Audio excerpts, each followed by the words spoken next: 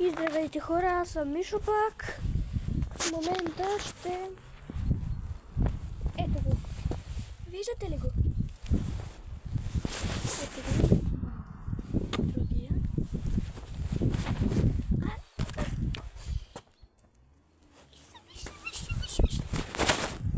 Видяхте ли го? Само да ви покажа какво ядат. Ми даваме всичко буквално на тях. Развалена, неразвалена. Ако някой има куче, може да му давате всичко.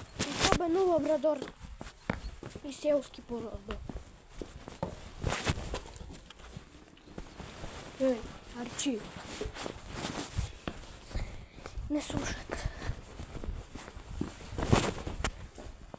Ама след мен. Ето и храната, вижте колко храна.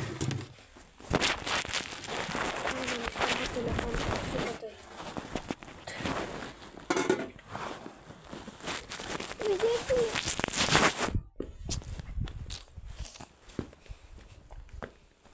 И сега ще ви покажа колко дърва.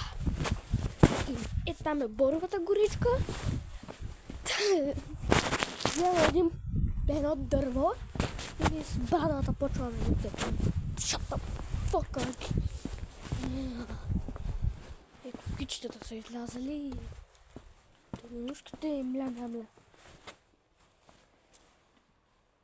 Кълпазани. Купа. Ето ги дървата. Тук е някаква врата. Новата врата. Ето ги.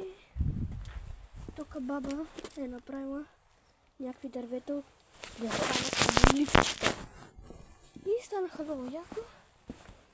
Само да ви покажа едно нещо. Трябва бързо да ви покажа купър и ето този кълпазанин къде се е изходил. Само да ви покажа и само да намеря бомбичка. Това е тяхното лайно. По-малкото е на черния, а голямото е на големия. Той иска да му фърнам пръчка. Гледайте. Ма каква пръчка, когато си толкова голям, бе? Мале още лайнанца. Мале, купаре. Купаре! Направо ще те набия. И ако искате такива видеа, последвайте Михаил Антонов. Михаил от Доби.